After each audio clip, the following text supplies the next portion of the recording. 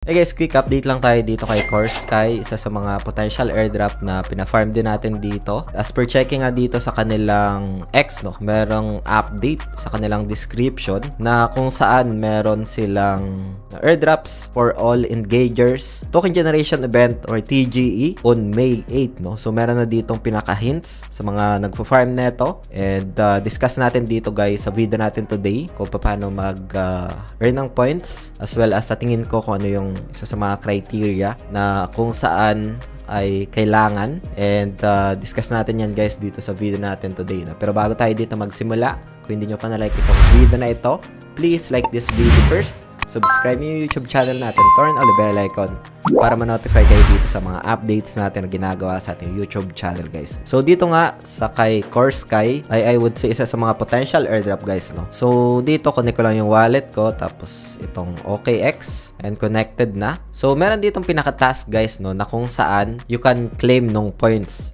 Like for example, if mapunta nyo yung official link sa description ng video na ito, mapupunta kayo dito. Kailangan nyo lang dito guys mag-daily check-in, no. Ito, check-in. And nakapag-check-in ako kanina. So meron akong na-receive na 20 points, no. Ayan, so eto. And other option pa para makapag-earn dito is itong pag-follow sa kanilang Twitter, no. At makapag-join sa kanilang Discord, additional 50 points. Ayan. And you can just check, no, para mag-reflect sa pinaka-account ninyo yung points na na-earn nyo dito. So daily check-in, meron kang 20 points.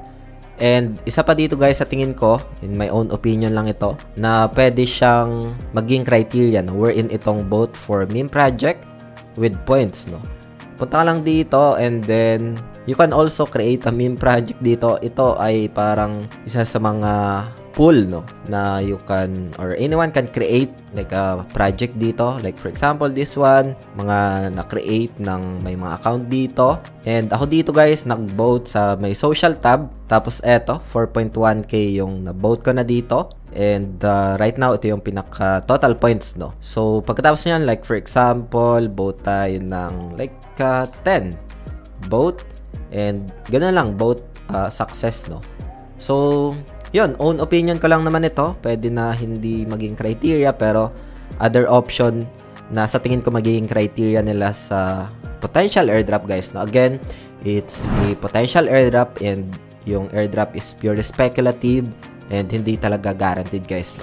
So as per checking din dito sa kanilang X, meron silang mga updates, active yung mga events like OKX wallet, kasama sila dito sa mga partners na ito. And yung kanilang funding naman, as per checking dito, ayan, 15M raise, no. I think if I'm not mistaken, tumaas pa itong pinaka funding raise nila. Pero ganun lang guys, daily check-in, and then yung other task dito na it's a basic lang ito, sa pag-follow sa kanilang Twitter and sa kanilang Discord, mag-join, no. So ang na-connect ko dito na wallet is yung OKX wallet, pwede rin sa MetaMask, and you can just explore this one guys, no. So yun, hope you get some updates dito, especially doon sa hints, no, sa upcoming TGE nila, which is itong May 8 nga, no. So you can explore this one guys, mga official link, also mga pina-farm natin dito na airdrop ay nasa description lang ng video na ito or sa pinned comment guys, so pwede nyo i-check.